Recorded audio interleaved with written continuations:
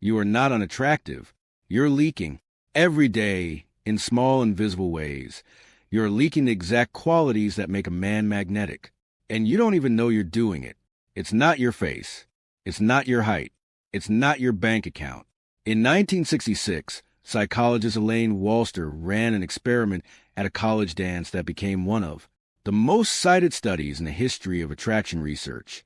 She expected personality, intelligence, and social skill to predict who got asked out again.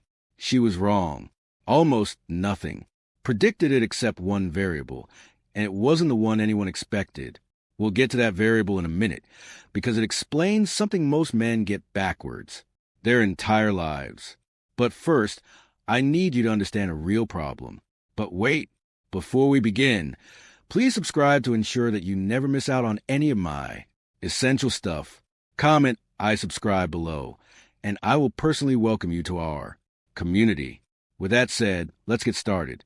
Somewhere between the ages of 15 and 30, most men pick up a set of habits that quietly destroy their attractiveness. Habits so normalized you probably never question them. They feel safe. They feel polite. They even feel like being a good guy. They are none of those things. They are the leak. By the end of this video, you'll know exactly what to stop doing, starting tonight. Let's start with the biggest one, because it's the root of almost every other mistake on this list. Seeking approval. Picture a man named Daniel, 31 years old, works in finance, decent. Looking, gym 3 times a week. On paper, Daniel should be doing fine. But Daniel has a habit. Every time he talks to a woman he's interested in, he watches her face for a reaction. He agrees, with her opinions a little too fast. He laughs slightly before the joke actually lands. He asks was, "That okay?" Energy radiates off him without him saying a word. Daniel isn't unattractive. Daniel is asking permission to exist. Here's the psychology behind why this repels people instead of drawing them in.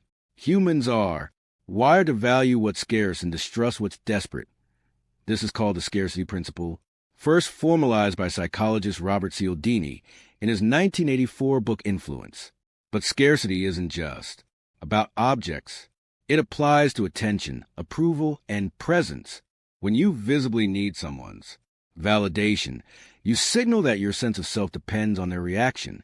And nothing kills attraction faster than watching someone's identity flicker based on how you respond to them. This is why confidence isn't loud. Confidence is regulation. It's a man who states his opinion and lets it sit there unprotected without scanning the room for approval afterward. Here's the test. Next time you're in a conversation, notice how often you check someone's face for a reaction before you finish your sentence. That's the leak. That's the tell. Say what you mean, then stop talking. Let silence exist. Let people react however they react.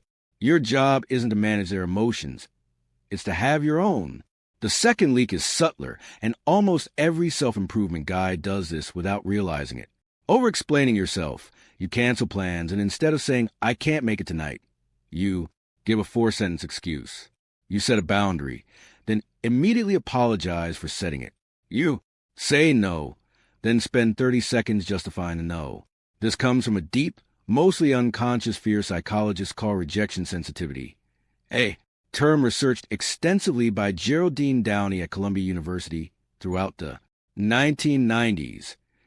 People high in rejection sensitivity anxiously expect disapproval, and they try to prevent it by over-justifying every decision before anyone even objects. The problem is that over-explaining doesn't prevent judgment. It invites it. When you give 5 reasons for something that needed 0, you're telling the room that your decision isn't strong enough to stand on its own, and people intuitively pick up on that weakness, even if they can't name it. Think about the calmest, most respected man you know. When he says no, does he explain for 2 minutes? Or does he just say, "Can't tonight," and move on? State the decision.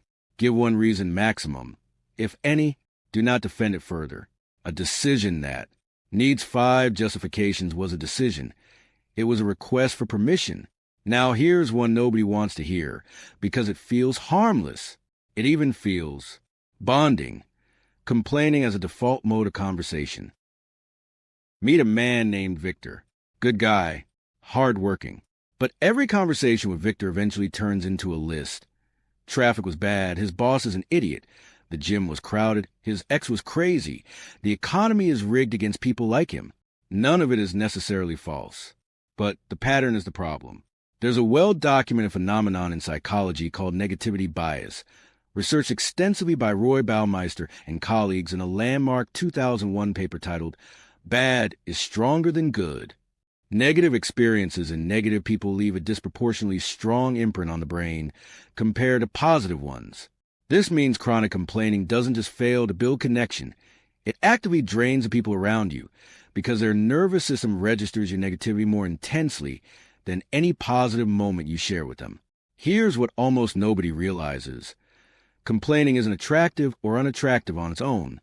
It's the ratio. A man who never complains seems robotic. A man who complains constantly seems like a burden. Attraction lives in the middle.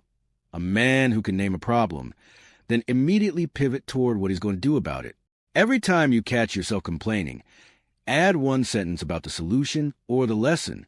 Traffic was brutal. I'm leaving 20 minutes earlier tomorrow. That single addition changes you from a drain to a problem solver in the listener's mind. This next one is physical, and it might be the fastest fix on this entire list. Shrinking your body. Hunched shoulders. Crossed arms. Sitting with your knees pulled in. Taking up as little space as humanly possible, as if you're apologizing for occupying the room. Social psychologist Amy Cuddy's research on body posture, published through Harvard Business School starting in 2010, found that expansive, open postures don't just change how others perceive you.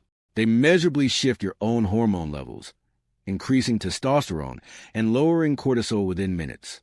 While some of her original findings on hormone changes were later contested by replication studies, the perception research held up consistently. People read expansive posture as dominance and competence, and they read contracted posture as submission and anxiety almost instantly without conscious thought. This isn't about puffing your chest out like a gorilla.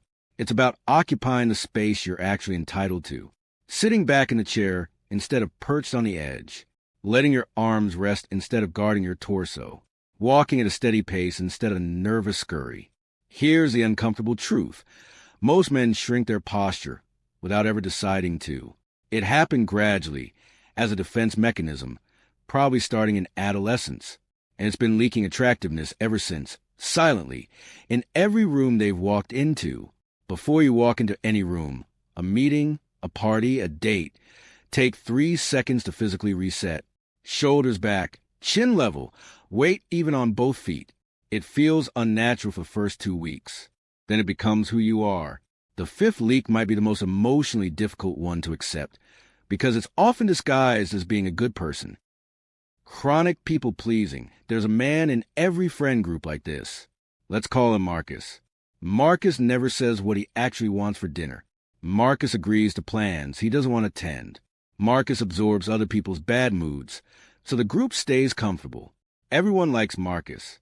Nobody desires Marcus. Liking and desiring are not the same currency, and this is one of the most misunderstood truths in male self-improvement. Psychologist Robert Cialdini's research on the liking principle shows we're more easily influenced by people we like. But attraction research consistently shows something different. Desire is built on autonomy, unpredictability, and self-possession, not agreeableness. A 2011 study on social dynamics published in the Journal of Personality and Social Psychology found that individuals who prioritize their own preferences while remaining warm and respectful were rated as significantly more attractive than those who consistently deferred to the group. The reason is evolutionary and practical at the same time. A man who has no preferences of his own signals that he has nothing to protect, nothing to offer, and no internal compass. People can respect a pleaser.